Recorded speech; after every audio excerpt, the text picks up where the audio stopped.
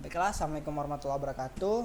Di sini perkenalkan, nama saya Amalun Ahmad sebagai pemateri ketiga pada edukasi kali ini.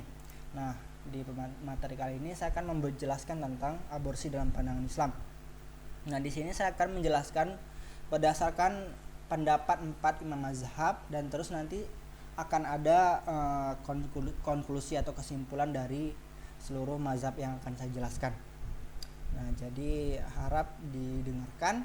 Nah, bila ada pertanyaan nanti bisa disampaikan. Nah, yang pertama itu menurut mazhab Hanafi.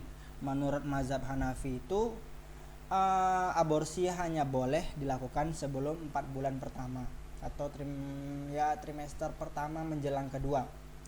Nah, itu tidak boleh, itu boleh dilakukan. Namun bukan tetapi tidak ada dosanya. Dosanya tetap ada tapi tidak sebesar membunuh. Nah, tapi mazhab Hanafi memperbolehkannya aborsi jika sang ibu itu tidak kuat melahirkan, apalagi mengandung, apalagi melahirkan. Nah, ini menurut mazhab Hanafi. Nah, yang pertama itu menurut mazhab Hanafi. Sedangkan menurut mazhab Maliki sendiri, aborsi itu jelas dilarang. Bahkan mazhab ini melarang dilakukan aborsi meski umur janin masih kurang dari 40 hari sebelum bertemunya sperma dan ovum. Nah, jadi mazhab Maliki ini total melarang aborsi. Namun nanti ada konklusinya yang akan saya jelaskan di akhir. Menurut mazhab Hambali, mazhab Hambali menilai aborsi mubah, artinya diperbolehkan selama kandungannya belum berlaku 40 hari dan dilakukan dengan obat yang dibenarkan. Sama seperti mazhab Hanafi, Hambali juga memperbolehkan melakukan aborsi sebelum 40 hari dikarenakan di dalam Al-Quran dikatakan bahwasanya ruh itu akan ditiupkan setelah hari ke-40. Jadi 40 hari itu seorang janin itu bernyawa. Jadi dia tuh dinilai sebagai manusia. Namun sebelum 40 hari janin itu hanya seonggok daging gitu kan. Nah, jadi menurut Hanafi dan Hambali sebelum 40 hari itu aborsi itu diperbolehkan.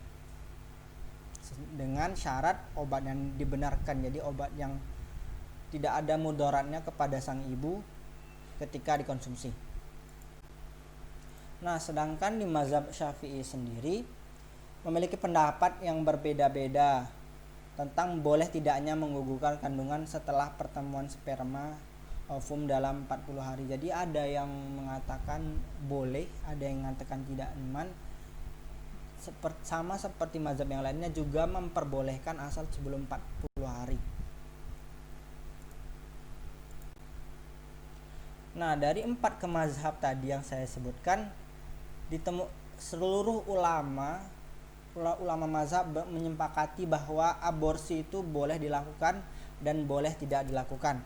Nah, aborsi itu tidak boleh dilakukan jika tanpa alasan medis, seperti melakukan aborsi karena malu, karena dia tuh hamil di luar nikah, ataupun takut miskin karena anaknya udah terlalu banyak nih. Jadi dia takut miskin sehingga diaborsi, anaknya digugurkan secara terpaksa.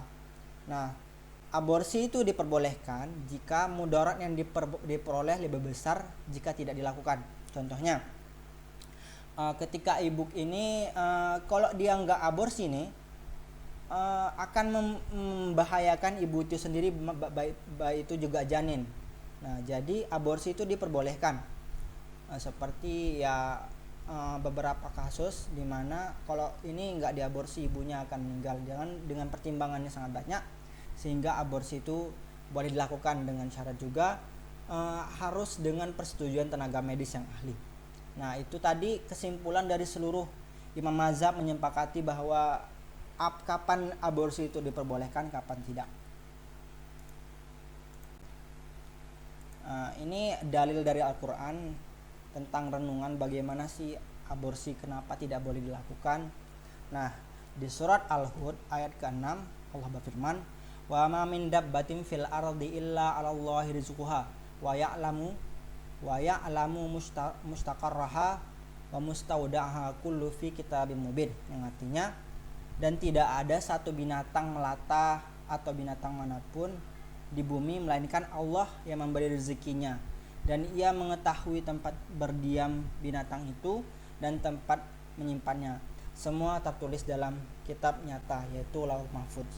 Dan surat Al-Isra ayat ke-31, wala ta'kulu auladakum khasyatan imlak nahnu narzuquhum wa iyyakum inna qatlahum kana khit'an kabira. Dan janganlah kamu membunuh anak-anakmu karena takut miskin. Kamilah yang menanggung rezeki mereka dan juga rezeki bagimu. Sungguhnya membunuh mereka adalah suatu dosa yang besar. Nah, dari dua ayat ini dapat kita simpulkan bahwasanya Allah itu sudah menjamin makan kita dari pagi sampai malam, asalkan kita mau berikhtiar mencarinya. Allah itu sudah menjamin, tinggal manusia lagi mau bergerak atau tidak. Mungkin itu yang bisa saya sampaikan. Apabila ada salah, mohon maaf. Jika ada yang ingin ditanyakan, bisa langsung ditanyakan di forum. Bila fisabil haq fastabiqul khairat. Nun wal qalami wa ma yasturun. Assalamualaikum warahmatullahi wabarakatuh.